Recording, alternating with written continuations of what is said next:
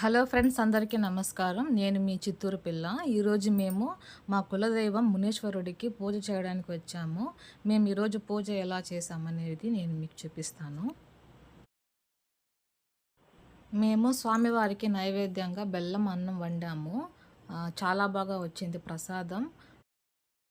మేము ఏర్పాటు చేసుకున్న కట్టెల పొయ్యికి పసుపు, కుంకుమ అని పెట్టి పూజ చేసి మేము నైవేద్యం చేయడానికి స్టార్ట్ చేశామండి.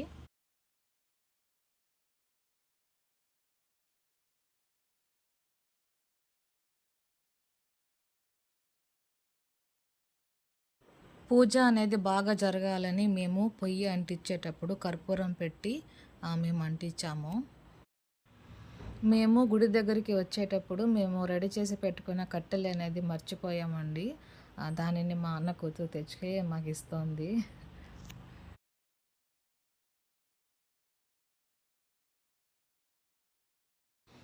ఇక్కడ గాలి అనేది ఎక్కువగా రావడం వలన అంటుకోవడానికి పొయ్యి చాలా సమయం అనేది పట్టింది మాకు.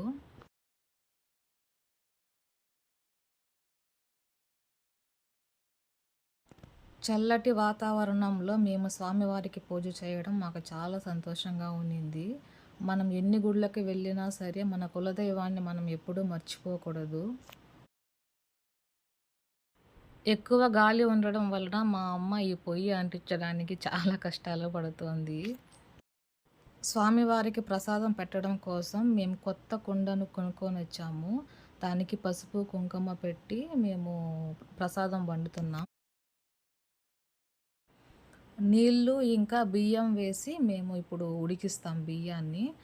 తర్వాత ఇందులోకి మనం బెల్లం వేసి కలుపుకుందాం.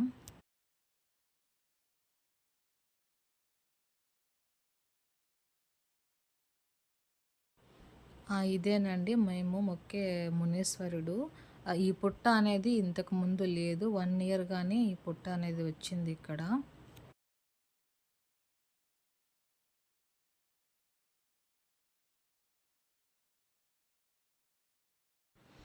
ఫైనల్‌గా ఈ పొయ్యి అనేది బాగా మండుతోందండి ఇప్పుడు. త్వరగా అయిపోవచ్చు మనకి ప్రసాదం.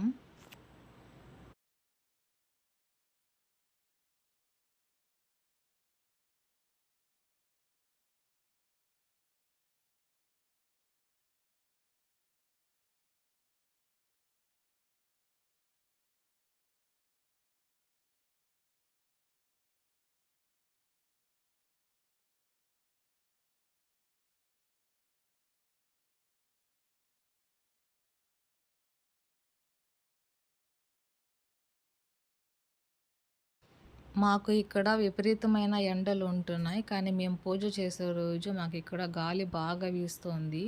ఆ దేవుడు కూడా మాకు మంచి వాతావరణాన్ని ఇచ్చాడని మేము అనుకోవాలి.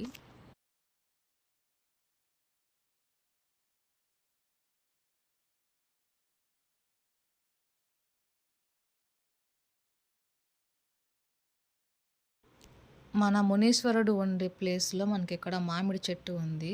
ఆ మామిడి చెట్టులో మామిడి పళ్ళు చాలా స్వీట్‌గా ఉన్నాయి. స్వామివారు ఉన్నటువంటి ప్రదేశం మేము పంటలు పండించుకునేటువంటి ప్రదేశమే.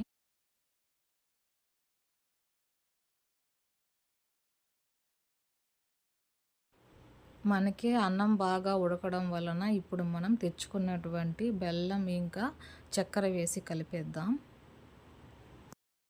మేము 3 వారాల నుంచి స్వామివారికి పూజ చేయాలని ఇంట్లో మాట్లాడుకుంటున్నాం. కానీ మాకు ఈ రోజుటికి పూజ అనేది జరిగింది. ఆ స్వామివారు మేము ఈరోజే పూజ చేయాలని కోరుకుంటున్నారేమో బహుశా.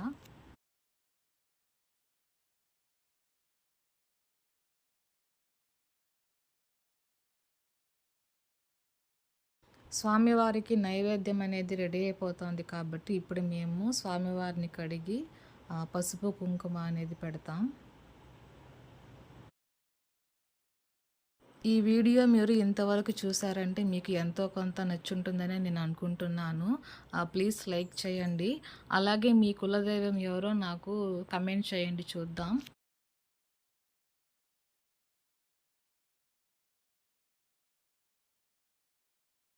ఫైనల్‌గా మనకు ఇప్పుడు స్వామివారికి ప్రసాదం అనేది రెడీ అయిపోయింది. చూడడానికి చాలా బాగుంది ప్రసాదం. తింటే కూడా ఇంకా బాగుంటుందేమో. ఎప్పుడైతే మనం మునీశ్వరుడిని కడిగి పసుపు, కుంకుమ పెట్టిన తర్వాత స్వామివారు చాలా అందంగా కనిపిస్తున్నారు. స్వామివారి ముందు ఈ పుట్ట అనేది కరెక్ట్‌గా ఒక సంవత్సరం నుంచి ఉంది. అంతకుముందు ఈ పుట్ట అనేది ఇక్కడ లేదన్నమాట. స్వామివారు ఇక్కడ ఉన్నాడు అనడానికి స్వామివారు ఇచ్చే మనకి సూచనే ఇది. మేము స్వామివారి దగ్గర పరిశుభ్రం చేస్తూ, అలాగే మేము పూజ చేస్తుంటే మా మనసుకు చాలా సంతోషంగా ఉన్నింది. ఎన్ని కష్టాలు ఉన్నప్పటికీ భగవంతుడికి పూజ చేసేటప్పుడు మనసు చాలా ఆహ్లాదంగా, సంతోషంగా ఉంటుంది.